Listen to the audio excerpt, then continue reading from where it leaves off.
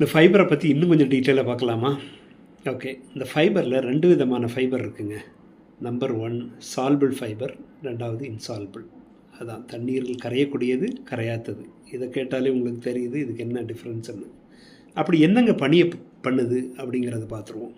தண்ணியில் கரையக்கூடிய ஃபைபர் இதெல்லாம் எதில் இருக்குதுன்னா ஓட்ஸில் இருக்கும். அந்த சியாசீட் நம்ம பார்த்தோம்ல அதில் எல்லாம் இருக்குது.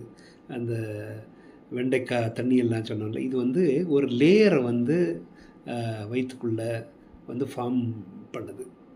இதனால் பண்ணுறதுனால என்ன ஆகுது, சுகரை ரிலீஸ் பண்ணுறது வந்து ஸ்லோவாக ரிலீஸ் பண்ணுது.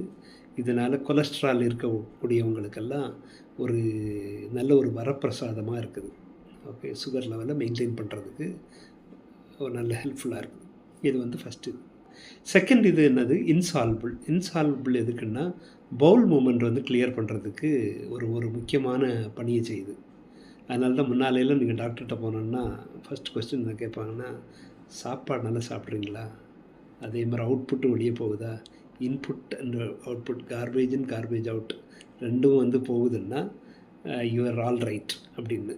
அப்போ அந்த பவுல் மூமெண்ட் நல்லா இருக்கலான்னா நீங்கள் வந்து நிறைய இன்சால்பிள் ஃபைபர் எடுக்கணும். இன்சால்பிள் ஃபைபர் என்ன இல்லைன்னா உங்களுக்கு நட்ஸில் இருக்கும், இல்லை கிரைன்ஸில் இருக்கும், முழுகி வீட் இருக்குல்ல, வீட்டில் எல்லாம் ரைஸ், இல்லை முழு வீட்டை வச்சு செய்யக்கூடிய எந்த பொருள், இல்லைன்னா பட்டை திட்டப்படாத அரிசி இதெல்லாம் இருக்குல்ல, இதில் எல்லாத்துலேயுமே இன்சால்பிள் ஃபைபர் இருக்குது. இது வந்து அந்த மொமெண்ட்டை பண்ணிடுது. ஸோ நீங்கள் வந்து சால்புளாக இன்சால்புளாக அதை பற்றி நீங்கள் கவலைப்பட வேண்டிய தேவையில்லை.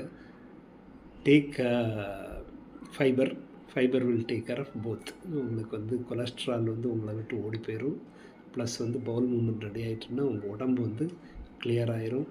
Okay, so with that message let me sign off now from this topic, fibre.